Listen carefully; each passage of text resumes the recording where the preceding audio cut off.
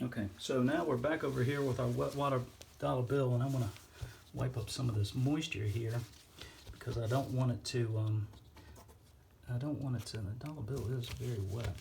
I don't want it to run in between and you say, aha, it didn't do what it was supposed to do. So what we'll do is we'll unclick, and I'll show you where the moisture went down into the groove but did not go through.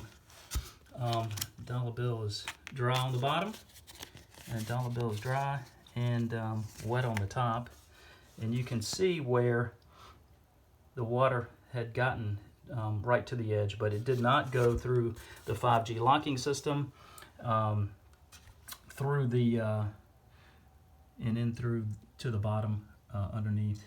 So what you've got is you've got a watertight top, waterproof, and just kind of proves it. Even it wouldn't even wick through the dollar bill to the underneath. So that's your waterproof restorations and the anthology collection.